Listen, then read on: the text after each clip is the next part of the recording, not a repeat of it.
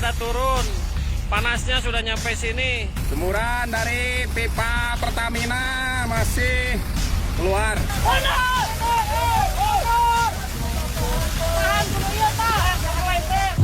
Gas milik perusahaan pembangkit listrik tenaga panas bumi di Mandailing, Natal, Sumatera Utara bocor. Akibatnya warga di sekitar lokasi keracunan. Sebuah pipa gas di gorong-gorong Jalan Mangga Besar Sawah Besar, Jakarta Pusat mengeluarkan api. Kebocoran ini menyebabkan ledakan yang terjadi bertubi-tubi. Bahkan kobaran api bisa mencapai 15 meter lebih ke udara.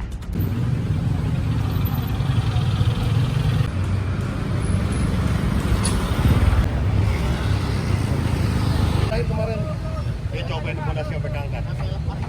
Oh gitu loh. Mau lihat aja sih. Iya. Tuh, kedua kalinya tuh Jayamik nyangkut pipa gas tuh. Ini kalau kena pipanya bocor, mampus Kecamatan Limo nih. Krukut nih gas nih. Kagak ngerti bati bilang, udah bilang mentok-mentok masih masuk juga.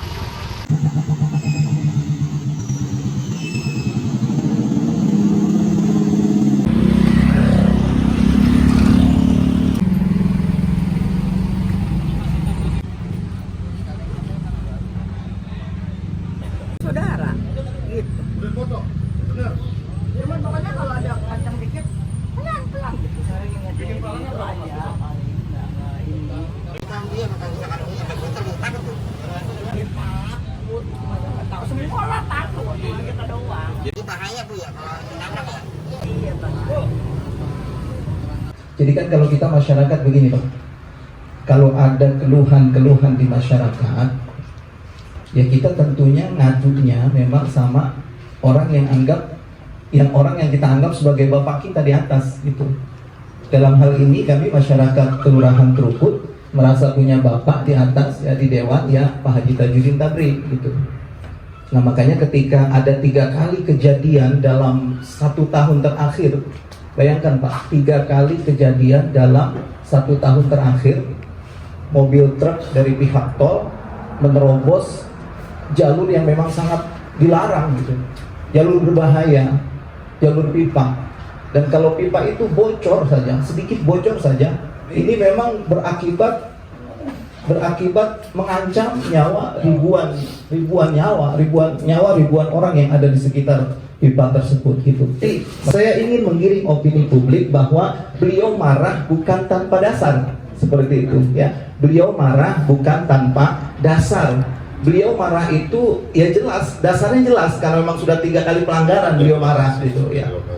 Nah kemudian di samping itu beliau marah juga bukan semata-mata karena secara pribadi beliau merasa diremehkan dan lain sebagainya, tapi beliau marah itu semata-mata karena beliau ingin membela nyawa ribuan jiwa.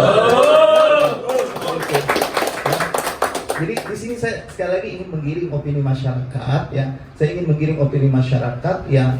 Mohon ya bagi masyarakat yang sudah terlanjur melihat video ini ya, yang memang sudah viral beredar bahkan di tingkat nasional, tolong pahami ini gitu. Tolong pahami latar belakang kemarahan beliau ya. Jangan langsung menghakimi beliau karena tindakan beliau secara spontan pada saat itu. Tapi tolong pahami juga latar belakang kemarahan beliau. Nah itu saja.